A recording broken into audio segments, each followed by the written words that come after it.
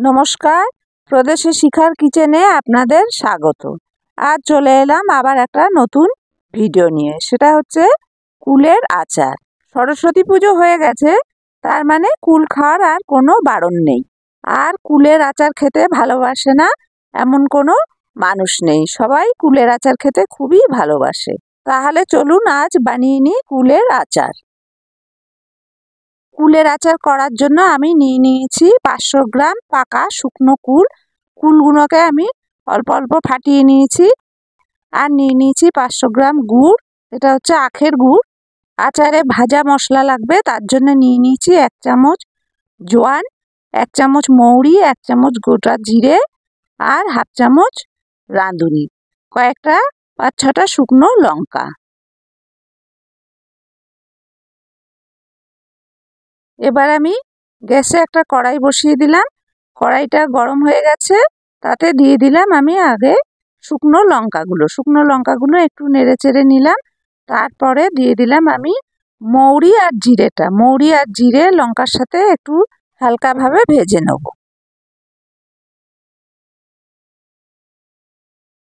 সবশেষে দিয়ে দিলাম জোয়ান আর রাঁধুনি দিয়েও এই গরম কড়াইতে গ্যাস অফ করে দিয়ে একটু ভেজে নেব।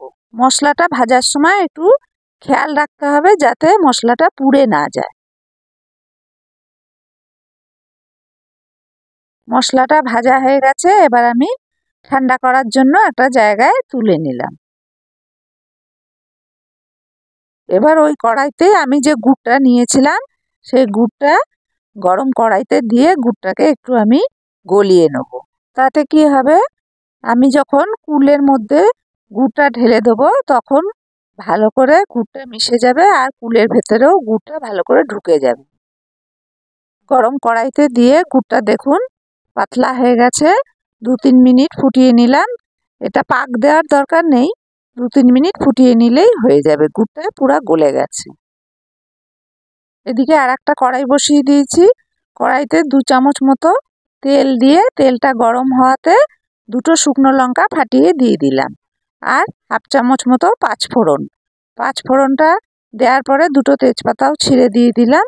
আর সামান্য পরিমাণে আদা ঘষে দিয়ে দিলাম। এই আদাটা দিলে আচারের সেন্টটা খুব ভালো হবে। ফোড়নটা একটু নেড়েচেড়ে ভেজে নিয়ে এবার ফাটিয়ে নেওয়া কুলগুলো দিয়ে দিলাম। কুলগুলো দিয়েও ভালো করে নেড়েচেড়ে নেব।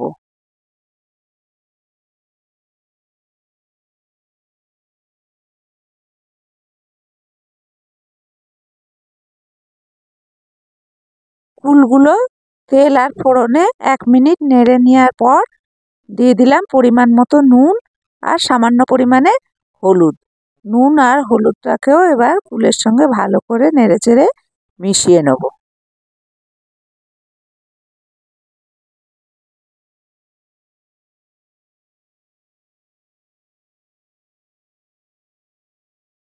নুন হলুদ মিশিয়ে নেওয়ার পর এবার দিয়ে দিলাম আমি গলিয়ে রাখা গুড়।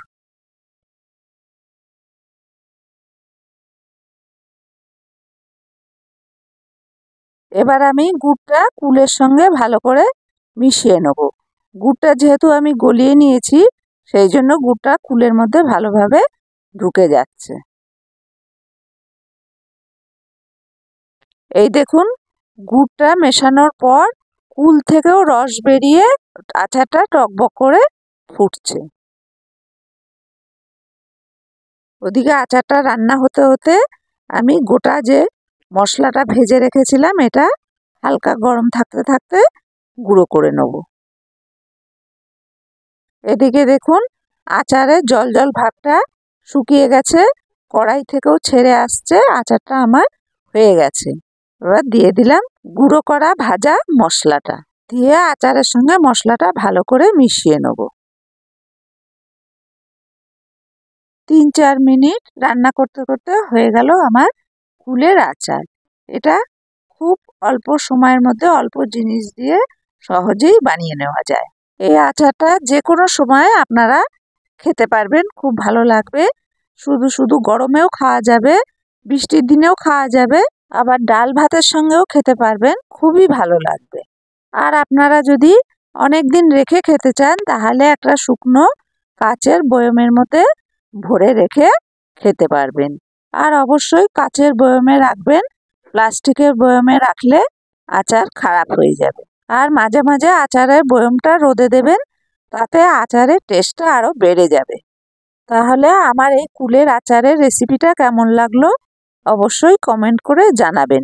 ভালো লাগলে একটা লাইক করে দেবেন, শেয়ার করবেন আর আমার চ্যানেলটা সাবস্ক্রাইব করে দেবেন। ভালো থাকবেন, আবার ফিরে আসবো নতুন একটা ভিডিও নিয়ে।